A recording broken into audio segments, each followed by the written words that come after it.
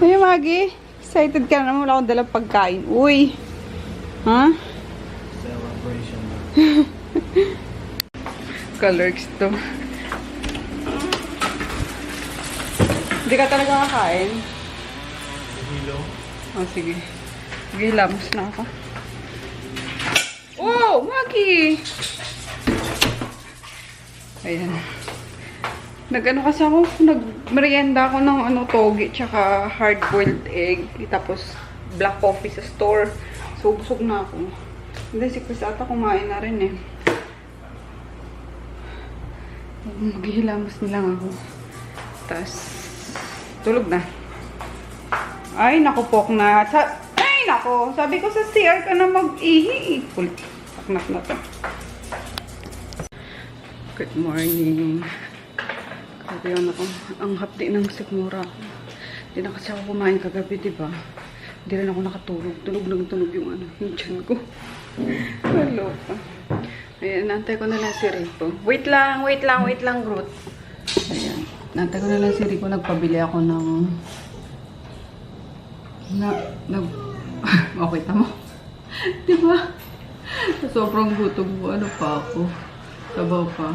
O yun, si Poknat. Tinahanap ko si Poknat ka ako. Saan ba natulog? Yun pala mo. Kagabi lahat sila nasa kwarto. Yan kasi siguro, since kinakalagan ko na, pumapasok na siya ng kwarto, doon na natutulog at wala nang mga kasama dito. Yan. Tapos si Poknat, kagabi lang siya, pumasok. Kaso, kapag talagang maghinaw na, nangangalabit na siya guys, na kailangan, gusto niya nang lumabas. Yan, hindi talaga pwede si Poknat sa aircon. Kaya pwede naman mga mga few hours lang, mga 1 to 2 hours, pero pag lumagpas na wala, magangalabit na yan. Katuwang Poknat na to. Mas gusto niya kasi yung mainit. Madalas dyan siya sa hagda nakatambay, nagpapaaraw. Promise. O yun yung malamig talaga. Ayan. Tapos si Maggie, syempre, lagi namang nasa kwarto yan. Ayan. Tapos ngayong weekend, paliguan ko sila. Ng last week, hindi sila nakaligo at umuwi kami probinsya, diba? Yan. Tapos, pumunta na si Auntie. Everyday pa rin nandito si si Auntie. Morning, tapos hapon. Yan kasi nagsasaing si Auntie. Then, wala, yun lang naman. Pinagsasaing pa rin kami ni Auntie. Kahit nasabi ko ako na lang para hapon na lang siya, pumunta rito para magpakain ng aso. Kaso, yun nga. Pupunta pa rin siya, umaakit siya. Naabutan ko kanina paglabas ko kay Groot. At ginaw na din yan. Walang tulugan eh. Kaya, alam ko meron pa dyan eh. Mga tinago lang kasi ni Auntie. Baka kunin ko mamaya. Para may tulugan din si Groot sa loob ng kwarto. So, yun lang guys. Good morning. Naantay ko lang si Rico at nagpabila ako ng panluto ng lugaw. Kasi sobrang gutom ko kagabi. Nini-imagine ko na kung anong mga kakainin ko. Nag-browse na ako sa Grab, sa Pasay Food Trip. Kasi alam mo yun, yung baka bigla akong makatulog. Hindi ko na makuha sa baba. So, wala. Hindi ko na rin tinuloy. Sabi ko, itulog ko na lang to. Tapos panay naman yung tulog ng tiyan ko. Kasi lang ako kahapon, di ba? Nag-salad lang ako. And speaking, ayan, bagong hugas ni Auntie, salad na naman. Yung salad, gawin ko mamaya. Ayan.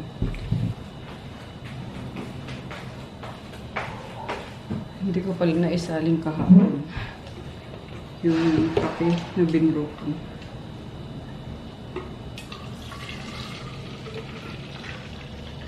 Hindi ko alam, matutulog pa ba ako? Kasi lutang na lutang talagang gaan ng ulo ko. Plus, na ata ako. Plus 4 na ako nakatulog. Tapos nagising ako ng mga 6:30. Ilabas ko tikot.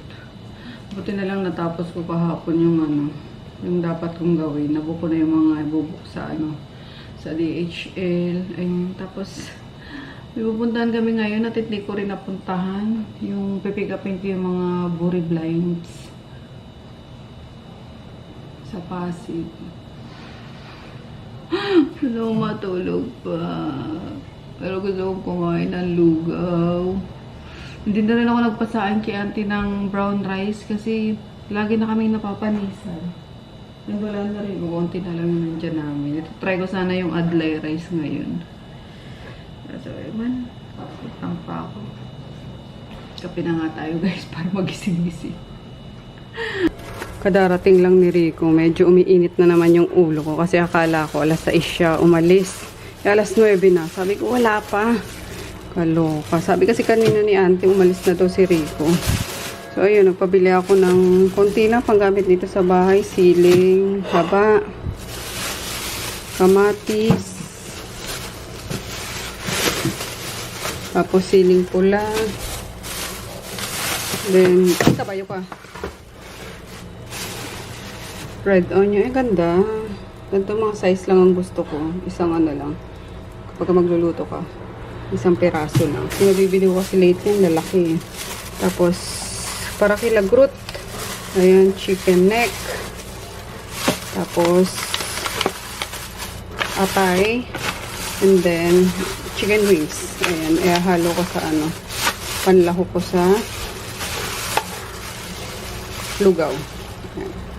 And then, ito na yung ano, malagkit. Gasan lang natin para mapakuluan na. Ako pa man din guys, kapag kagutom na talagang mabilis uminit ang ulo ko. Or lahat naman tayo, di ba? Eh, ano pa ako, kahapon wala akong kinain, kundi salad lang. Vegetable salad. Kaya grabe.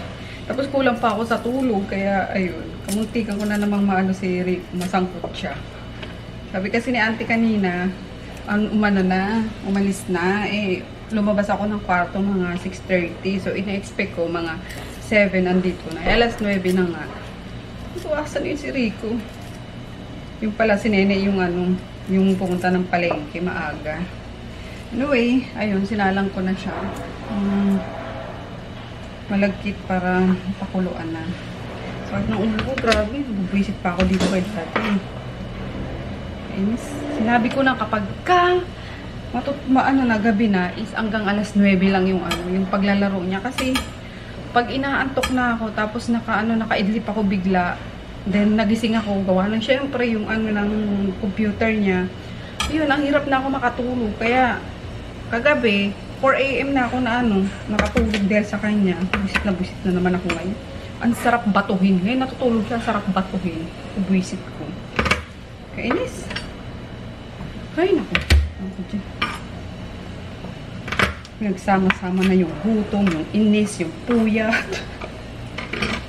Bagrat. Dugong bagrat talaga nananalaytay, guys. Kaloka. Ako na legal vibes. Pero pause ka muna, girl. At, gano'n na ako. Gigisa ko na itong Ricardo. Yan. Excuse me. Wala tayong space. Up. Isa lang tayo. Konting mantika lang. Kasi magmamantika tong ano, chicken. Yan. Tapos bawang sibuyas and garlic. Tapos naglagay ako ng dalawang ano. Ay, dapat pala pinakuloan ko, no? Pero gisa ko na rin muna. Kasi magagawa din ako ng tokwa. Since wala kaming baboy. Yan na lang. Tapos yung karne ng chicken. Diba? So, unahin natin ang ginger. Maraming ginger. Ayan.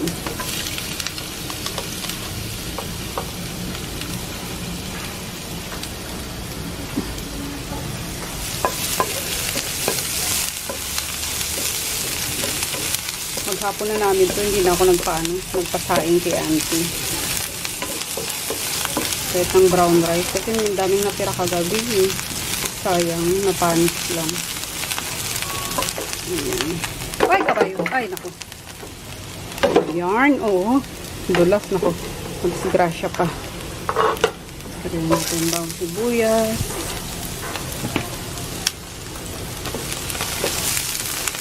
Dulas naman ito. Nakatakot. Tayo lang natin yung mga ricado hanggang mag golden brown. Bago natin i-add yung meat.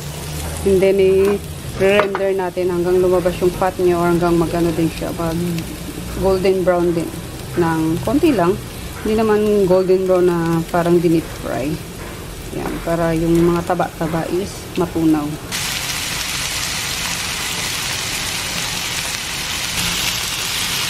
Ayan, medyo crusty na yung balat. Ita-transfer na natin ito dito. Tapos, continue natin pakukuluan para maluto ng tuluyan yung chicken. So guys, ayan, golden brown na yung ricado. Even yung atay, look at that. Yan. So, transfer lang natin.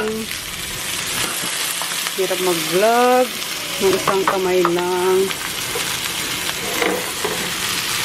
Sana hindi umapaw. Teka lang. Wait lang guys. Katakot ba madisgrasya pa. Ayan. Success. Naisalin ko siya. Ayan. Malagkit yung ginamit ko para malapot yung arroz caldo natin. Pero pwede rin namang guys, regular na bigas. Kaso, ang lang doon is nagiging siya, nagiging watery siya kapag malamig na yung yung lugaw. Wala ko nag-add ng patis. Yan, patis gamitin natin para mas malasa.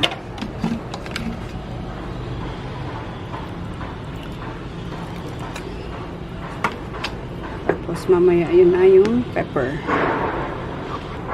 Parang ang dami no? Kasi pa to, mag-expand pa to. Or tama na yan, parang lang. Malapot lang gagawin ko. Mag-add din pala tayo ng kasuba. Yan. Kasuba. Finally, makakain na tayo. Grabe, nasakit talaga ng ulo ko. Diet pa more. Yan. Tapos, wala ko yung maliliit na green onions. Ito, pwede din to. Tapos, tofu. Kasi yung tofu ko is soft tofu pala. Kaya ganyan, warak-warak. Na scrambled type. Yan. Then, gumawa na ako ng sauce. Kain tayo. Wala, talo-talo na to. Bad trip talaga ako dyan sa asawa ko. Ayoko pa naman sa lahat yung nasisira ang tulog ko. Kasi asahan mo, pag sira ang tulog ko, sira ang buong araw ko. Yes? Hindi makaintindi.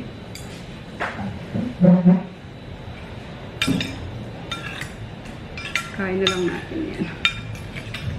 Para makaligo na rin.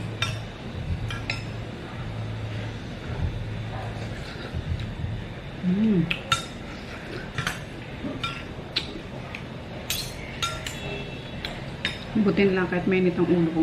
Masarap yung yung kinalabasan. Narinig ko na naman si Shanae, umiyak. In fairness guys, masarap din naman pala kahit soft tofu. Scrambled soft tofu. Gising na yung kalbo. Istorbo sa pagtulog ko. Nakwento ko sa kanila kanina, nabusit ako sa'yo kaya hindi kita niyayang kumain. Ang bad trip eh, no? Natural. Nakaluto lang.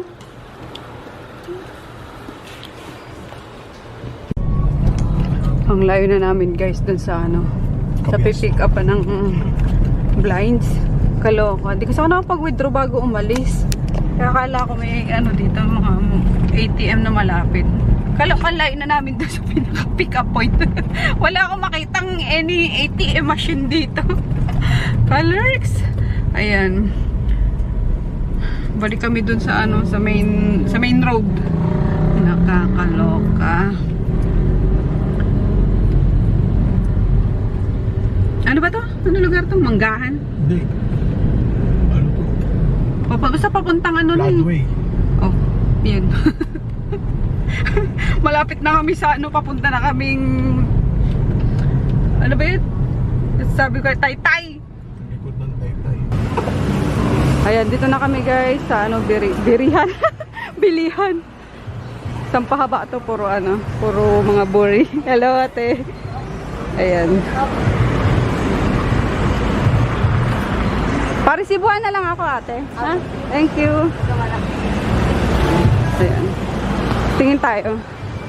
Makichismis tayo. Ayan, paggawa niya. Talagang ano, mano-mano. Ito saan mga galing to, te? Galing po, Bicol, tas Antipolo. Ah, Bicol. Ito, ano, walis. Maganda siya. Parang, mas Pang-agil. oo nga eh. Sakyan. Pwede po rin siya. Okay. Galing. Mano-mano pala talaga, no? Opo, mahirap lang talaga yan. Grabe guys, hindi biro ang init sa labas, nakakaloka. Di ba lumabas ako dun sa ano, sa bilihan ng Buri Blinds. Para akong pinaso ng plancha or nadikit sa ano, sa bagong saing na kaldero. Kalderong bagong ano, kasasaing lang. Grabe, ang sakit. Kaya nagano kami ni Daddy, nag-drive-thru kasi sabi ko kailangan ko ng something na malamig, pang ganun no. Promise guys, para akong na-estiman ng ano. Ang sakit. Kaya kawawa yung mga rider ngayon sa ano, mga lalamove, yung ganyan. Grabe. Kaya, huwag naman tayo masungit sa mga rider guys, ha? Lalo na pagka nalilate ng ano, ng deliver. At grabe, hindi nyo kakayanin yung init sa labas, swear. Hindi sa nag-iinarte, pero ang sakit talaga. Yung banda dito lalo, oh, yung manipis na ano, na balat. Ang hapdi. Ayan, pauwi na kami para marami pa akong ano magawa sa store. Si Daddy na lang mag-akit niyan. Tsaka si Chris. Yan, tas nagpasabay din si Nene ng dalawang blinds para sa kusina niya. Yan. Ang maganda kasi dito, Buri talaga guys, hindi siya palisting-ting, hindi gaya nung nabili ko noon sa Don Carlos, 'di ba? Yung kwarto namin may ganyan. Walisting-ting yun, binubukbuk yun eh. Ito daw kahit na mabasa siya, so pwede siyang outdoor, indoor, hindi talaga siya binubukbuk. Yun ang kagandahan sa kanya. Kaya yun, and imbis na mag Korean blinds kasi, ito na lang mas cheaper pa. 'Di ba? Tipid. Salamat po. Init talaga. Hindi na po tinuto ko na nga sa sa aircon eh. Gravity. Ayan, tumama kami dito sa guys, sa Pasig. Sa nanay niya. Dalan niya muna daw. Let's go, haba na tayo. Bastayin natin si Aling Veronica. Saan na kaya si Aling Veronica? Nagutom ako guys. Ayan.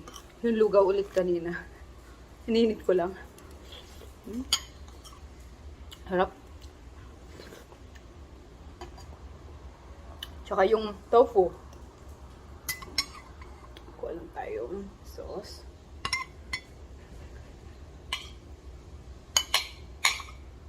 Sarap din lang. Yan, dito ako kumain nung tinake out namin at sabi ko may may pagkain dito.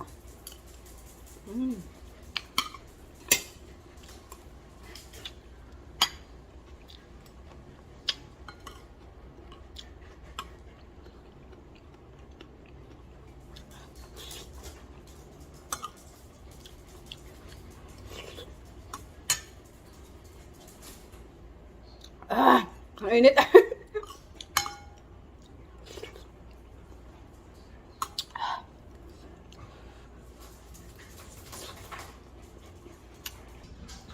Hindi na ako nakapag-vlog doon guys, kila Froggy.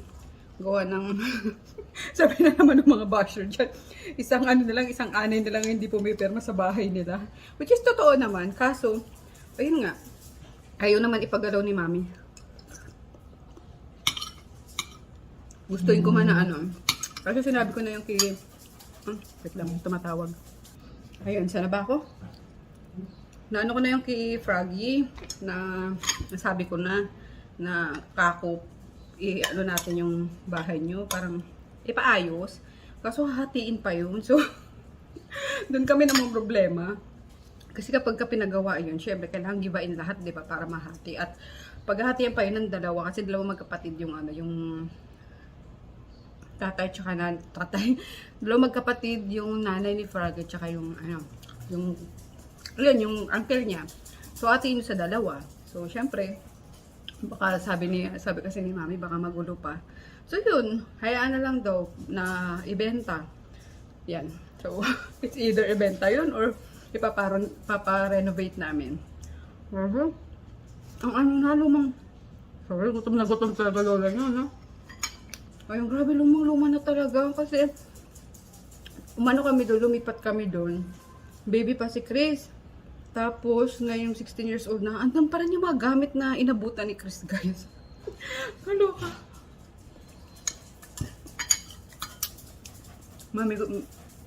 Mami kasi ni Pragi, ano yun eh. Hoarder yun din yun eh. Mga basura. Nung nandun nga ako, grabe talaga sabi ko, tapon na natin yan. Yung mga lumang rep na ginagawang lagayan ng mga Tupperware. Literal, guys. Andun pa rin hanggang ngayon.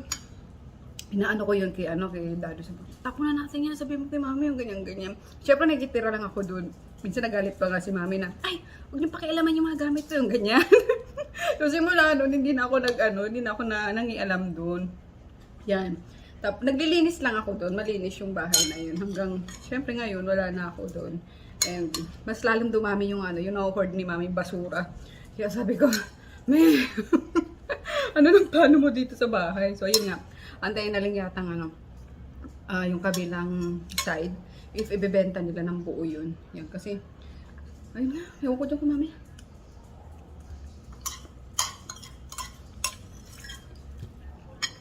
Willing naman akong yun, renovate ko na. Kasi syempre, ayoko din naman isipin ni Froggy. Kasi syempre ako, yung support ko kila Mama, yung ganyan, yung bahay. Kasi syempre, yung sa side din ng asawa ko, di ba? Para hindi magtampo. Kasi, although, hindi naman nagtatampo. Pero, gusto ko din ipagawa. Kasi nga, may problema pala yun. At pati yung titulo, hindi pa sa kanila. Hindi pa kay Mami. Nasa lola pa ni Froggy. Antay lang tayo. Anong plano ng senior? Napachika na tuloy ako. Kasi ko dun, naawa ako. Actually, gusto kong kunin si Mami. Dito na muna sa apartment. Total, nasa taas naman na si Auntie, di ba? Kailan na natutulog. Kaso, yung puso kapatid nila Froggy, sino daw magbabantay. Sabi niya itong binan ko. Sabi ko, sa loob-loob ko, nakalaki na yan, kailangan pa bang kasi kasuhin yan? Gano'n. Kasi syempre, bunso. So yun. Ayun, wish ko lang intindihan nyo yung kwento ko. Pagod ako sa Nakapagod kumain.